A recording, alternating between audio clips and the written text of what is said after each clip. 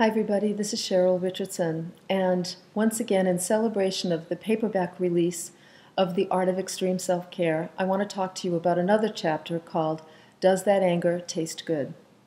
This chapter is about the importance of speaking up for yourself as a form of self-care. When someone treats you inappropriately or is rude or offers you criticism that wasn't expected or asked for, it's really important that you learn to say, wait a second, that's not okay with me. But there's a few things you need to do first.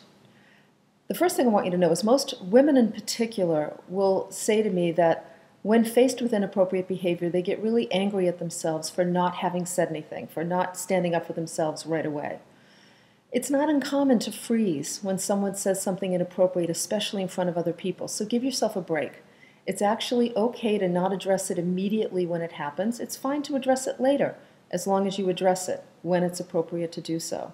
It's really important that you pay attention to the signals, or you learn about the signals you get that let you know when you've been the recipient of inappropriate behavior. And the best way to learn those signals is by paying attention to your body.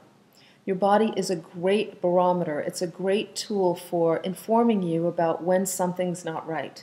Somebody makes a comment, it just doesn't sit right with you. You feel it in your gut, or you instantly feel a rush of anxiety, or you feel your face gets red. Sometimes my face will get red if I'm upset about something.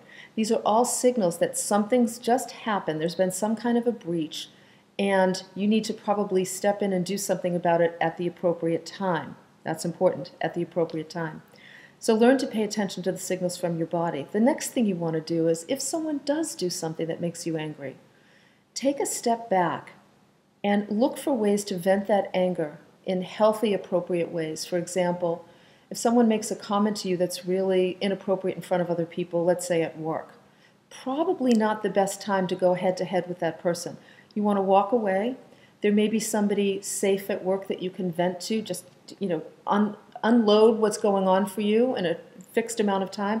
Just let them know how that landed for you. It might mean that you need to go home and do something to express that anger or to vent that anger away from the situation. For example, I remember someone writing to me saying that she had a damn it doll, and it was a little doll that she could bang on a bed when she was angry to just get the anger up and out of her body, which is really important.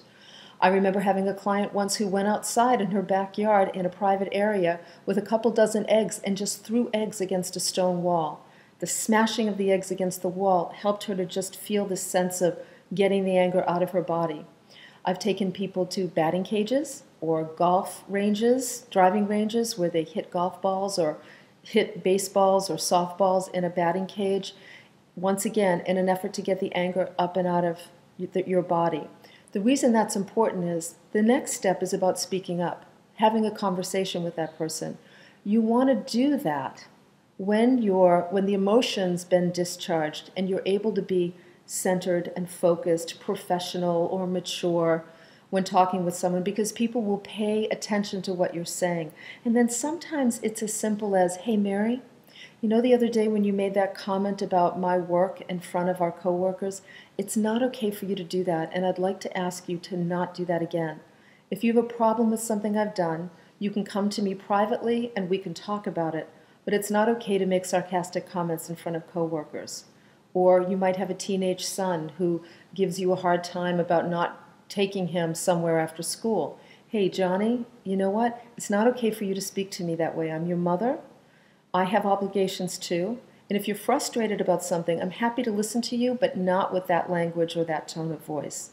Just being clear, but being charge neutral when you're clear, will make a big difference.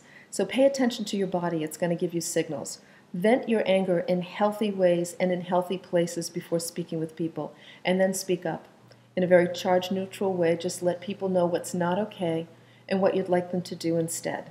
If you do that, it's just a beginning way to start getting that anger up and out, instead of doing things like running to the refrigerator and stuffing your anger with food, or building resentment over time and letting it take its toll on your body.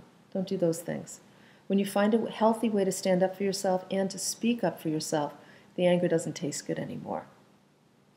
Thanks so much for watching. I hope you'll pick up a copy of The Art of Extreme Self-Care. And remember, take really good care of yourself and speak up.